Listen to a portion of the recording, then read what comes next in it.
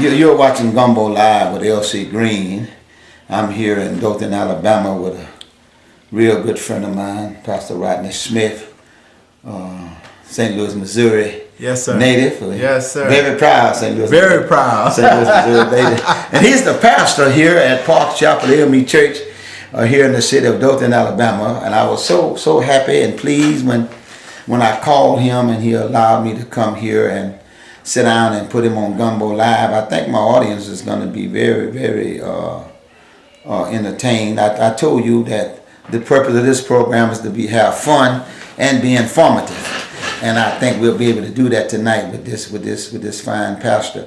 Pastor Smith, first of all, I know you, but tell our viewers. Now this is going to be on our local TV and it's going to be on YouTube. All right. Okay. We show the program on Tuesday nights at 7 o'clock, and normally that Monday it be on YouTube and it goes around the world. All right. So you can call the folks in St. Louis and tell them to look at you. The Gumbo Show. Yeah, call them all and say, hey, look at me now. Yeah. So tell us a little bit about yourself, Pastor, that the audience might know. Well, I'm Rodney D. Smith. I currently pastor here at Parks Chapel, Dothan, Alabama. A little bit of my background: I was born and raised in that great city of St. Louis, Missouri. Grew up in the AME church. My mom is a pastor, so grew up in the church. Moved when I was 18 to Atlanta. Went to Morris Brown College, and from there I lived in Atlanta as a young man, and then I moved here in Alabama in 2008 upon Bishop James L. Davis's arrival. I was let me. What I do, anybody to be on my program knows that when you trigger something, you got to go in. I get you. Talk to me. Now your mother still pastoring? My mother is still pastoring. Ironically, she is the secretary for the St. Louis, Missouri Conference, and she has been the longest tenured secretary there in St. Louis. And so she's real known in the St. Louis 5th District, Missouri. Okay. Reverend Darlene Smith. Okay, all right. All you in that St. Louis area, y'all give Sister Smith a holler. And what number child are you? I am the baby boy. It's four of us. It's 3 boys and 1 girl. Right. I have a sister who's younger than me, but I'm the baby boy. You tell Sister Smith that the proud baby boy. Yeah. He had to say the baby boy. He asked what number he was. He's my baby boy.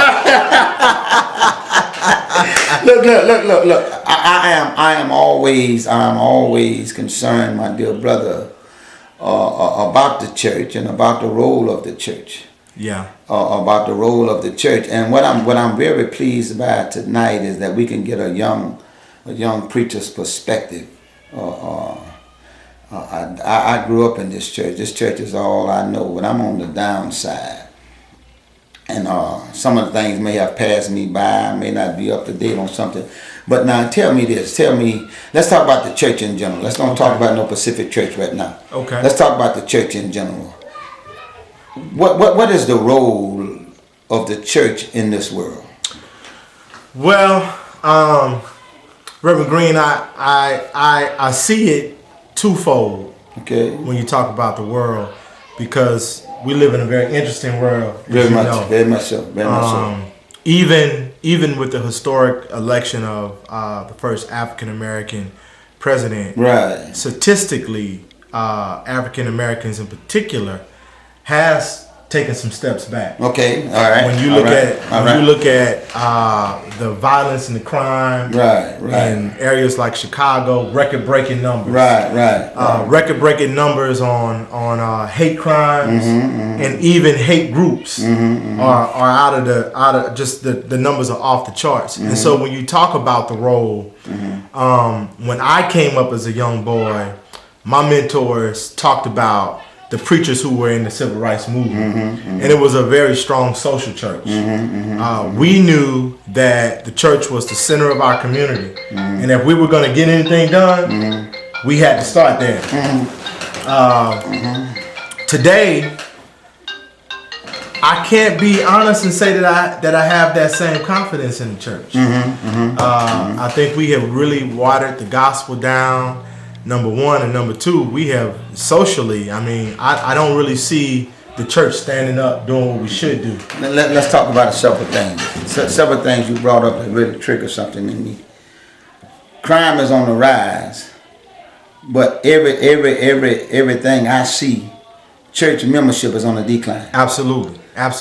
Can we correlate that together? Can we make a correlation there? Yeah. The truth of the matter is, and I'm all for church growth, and I have friends who pastor mega churches, but the reality is the numbers are proof that that's not our reality. Mm-hmm. The truth is most churches are not mega churches. Mm-hmm. Most pastors are not mega pastors. Mm-hmm. And the truth is when you look at the community church, the local church, it is on the decline. Mm-hmm. I mean, you can go to any church, whether it be Baptist, Methodist, Church of God in Christ, and we're just not there. Mm-hmm. And most importantly, and I know this may hurt, but that voice isn't there. Mm-hmm. You know, a lot of the community look at the church as a joke. Mm-hmm. You know, what you want me to come to church for? To do what? Yeah. So now look.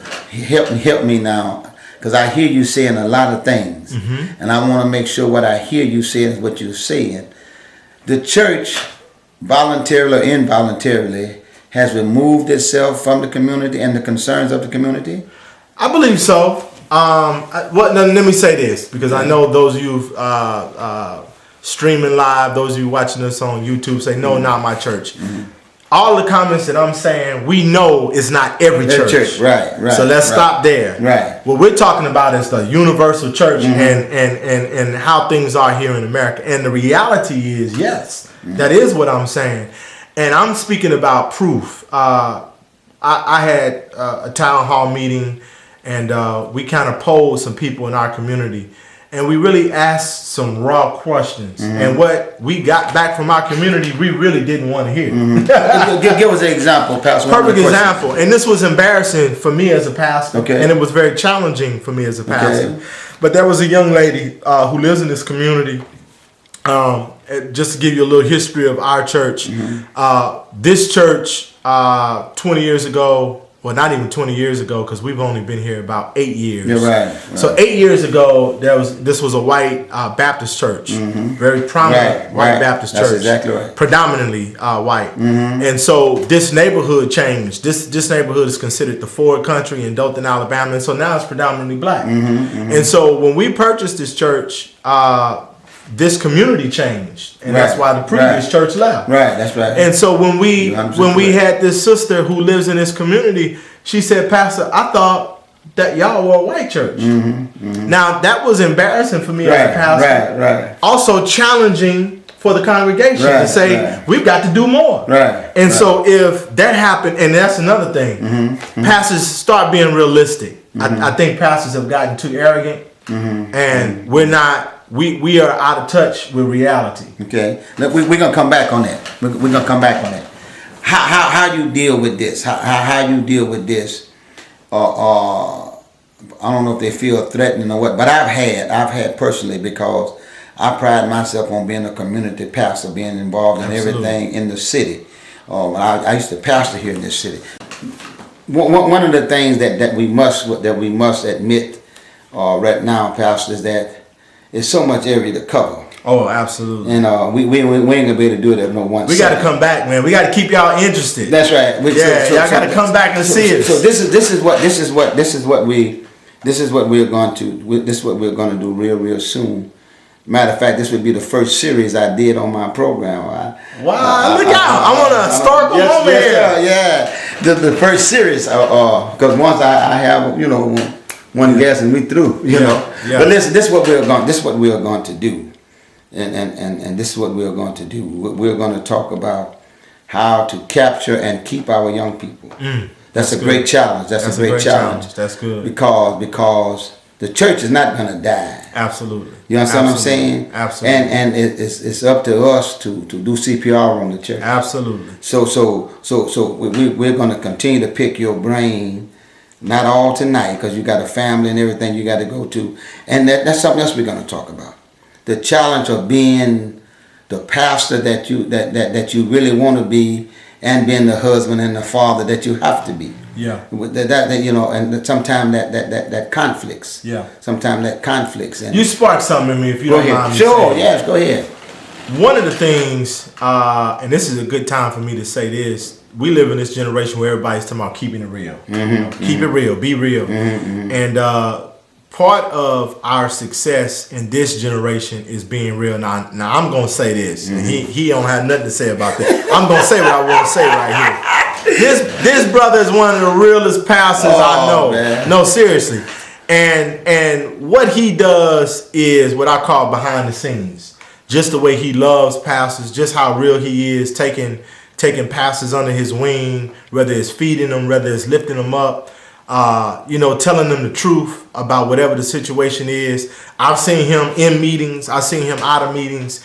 And I think that's lacking in my generation of preachers, because if you say something to somebody, they feel like you disrespected them or you hating on them because you're trying to tell them the right way. And humility, to be honest with you, YouTube, streaming, wherever you are, I've gotten where I've gotten because of humility. And I try my best to stay as humble as possible, no matter where or how high God takes me.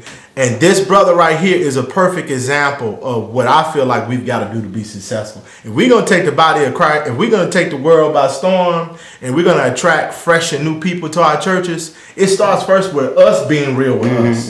Because if we're not real as pastors, preachers, and leaders, the world is going to be able to call you out immediately. One thing about unchurched folk, they know when you're a fake. They know when you're a fake, guy. That's a whole. Ain't no getting around. They can come in your church and feel the spirit within a minute or two and know if they're coming back or not. Just if the spirit is real, if that pastor's real, if the people are real, they know. Okay, that man, I tell you what, that's a whole nother program. I know we got them coming. You got to be real. You got to be real. And like you said, folks feel that. Folks can feel that. And not. But see, now listen. We got to take that a step further. Not only must the pastor be real, but the membership must be real. Absolutely. You got to have genuine warmth there. There you go. And that's going to be another program. Not perfect people, but real. No, sure. And we're going to talk about that too, because I don't run from the word perfect. Yeah, it's in the Bible. It's in the Bible. But we'll talk about that. So it's many things to talk about that. I'm gonna try to bring this to an end. Listen, there's many things that we're gonna talk about, and I'm going to ask you to allow Gumbo Live to come back in with the cameras and sit down and talk to you some more. And this is what I really believe. I really believe somebody would be helped. And I challenge every young preacher. See, this man didn't have no easy road. No, sir. This man did not have no easy road. Yeah. He didn't have no easy road. Amen. And I think that every young preacher, and a lot of us old preachers, amen, can learn something. Now look, it's two things that what this is all about. It's all about doing what God asks us to do, what He called us to do. And I use this terminology for my own personal self, making God proud, making Him proud. That's it. That's it. And every day that should be our goal. I'm gonna get up this morning and do everything that God wants me to do, and at the end of the day, I want to be able to say I made God proud. I made God proud. Okay? I like that. Now tell now as we go, and again we got so many areas that we're gonna cover. We're going to cover so many areas, and we want to say hello to your mother and to all of your family. Hey, Mom. And we want to say hello to St. Louis. St. Louis, 5th District, St. Louis, Missouri. Reverend Dr. Marshall. I'll be with him on the 25th of this month. All right. Well, when you get there, you tell him I say hello. I definitely will. I got some messages on that for him. But look, I'm gonna give you 3 minutes to say anything you want to say for these 3 minutes. Okay. Well, first, let me start by thanking you. I think this is an awesome vision that you have, and this is coloring out of the box. See, to me, this is creative. YouTube, social media, and this is what I mean about growing the church. There are some dynamic preachers out there all over the world. Sure. We even over in India now, and they're doing it. That's right. I've been keeping up with AME India, and so when you look at what we're doing in Africa and what we're doing on the West Coast, on the East Coast, in the Midwest, and the South. The richness and the beauty of African Methodism is sometimes we forget our own history.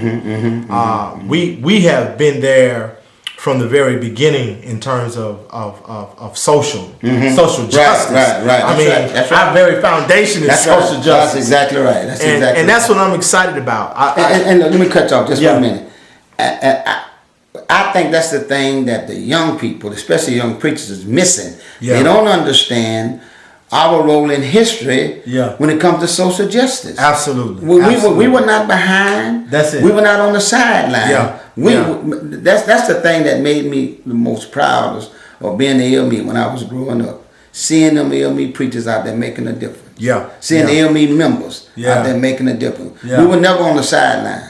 We was always on the front line. Go ahead, I'm sorry. No, that's it. You know, social justice and I think as the more and more I talk to younger people and this generation, I think it's hard for them to identify the enemy.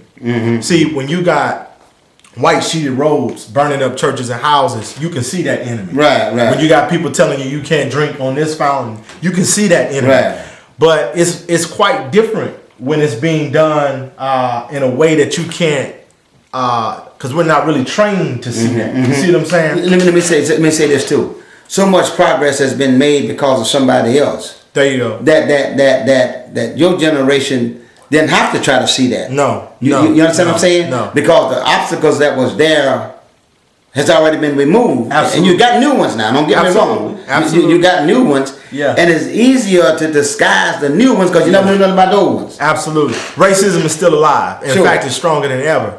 And just because LeBron James and Jay-Z and P. Diddy and Lil Wayne are millionaires and making big bucks, it does not change the fact. Are they preachers? They ain't preachers. they're not preachers. And we gotta talk about this. And I want you to come back because I want to talk about the influence of music. Okay, all right. I want you to come back. All right. And I really want to talk about the influence of. All right, we're gonna do that. Of music. We're gonna do it. And the hip hop generation. Okay. And the effect it has had on the church. Okay. I tell you what. This is what we're gonna do. We're gonna come back more than one time. And we're gonna talk about anything you want to talk about. All right. Okay. All right. Tonight I kind of set the agenda. I kind of want to get a feel of the church in general. Because I'm really concerned that the church is asleep. Yeah. And I say this. I say everybody came out of the closet, and the church went in the closet. And the church went, Lord Jesus have mercy. He on to something. We got to get them out. And the challenge that I'm asking everybody. To help me with, people of your stature and your mindset and your ability, help me to get the church out of the closet. Yeah, that's not what God called us to do. Yeah. So what I'm looking for is strategy to get the church out of the closet. Absolutely. Well, in conclusion, I just say that I'm very grateful to have this stage, and again, I'm happy for you and proud of Gumbo Live. I think anything that's creative and innovative and out of the box and getting one advantage that we have today that we didn't have 20, 30 years ago was social media. Right. We got to use it. Got to use it. You know, we got to use all the means we got to get people to Christ. So in conclusion, has the church been hit? Absolutely. Yeah. Do we have our problems? Absolutely. But the bright side to it is we got some innovative preachers and men of God who are standing up, who are being creative, who are coloring outside the lines, who are hungry to do ministry, and who have a heart for God. Okay. It's not about them. This ain't about being a celebrity or being on the Word Network. And I'm not against any of that. Right. All I'm saying, we ain't talking against nobody. Nothing. Do what you got to do. Right. All I'm saying is we got to push the envelope, and we all got to raise our game. Because playtime is over. And it's time for us to go get it and go get these folk out here on the street. Because until the church steps up, until we step up, until every preacher who preaches the gospel steps up and does what it is that the Lord has called and commissioned you to do, then we're going to still have problems. What about if I say this on the end? The bottom line is all about salvation. Salvation. Leading folks to Christ. That's it. That's the bottom line. That's the bottom line. That's the bottom line. Any means necessary. Thank you, my friend. Thank you, my friend. All right. We're going to do this again. Looking forward to doing it again. All right. Okay, look, this is what. You know, we got We got the dancer, we got the praise dancers, we Praise got the hands, drums, mimes, we got drums, the all that yeah. in church. Praise and worship. Okay. Yeah. Now, tell some of our hardcore folks Yeah. that all the things we just named is biblical. Yeah. Nothing wrong with that. Nothing wrong with that. Nothing wrong with that. But now, if you're a congregation my age and older, right. that may not be. May not be your cup of tea. Right. Yeah. And that's why it's important what you said earlier. Yeah. You got to know where you are. Yeah. Yeah. Who you have where you are. Yeah. And you got to adjust. Yeah. Yeah. We got them in now. Yeah. So you're now talking good. You're talking good. And this is what I would say. Okay. To those young pastors going to traditional congregations. Number one, you got to realize that things take time. Mm-hmm. You can't go in day one, change the whole order of service, just have it your way, and not bring everybody else along with you. Things take time.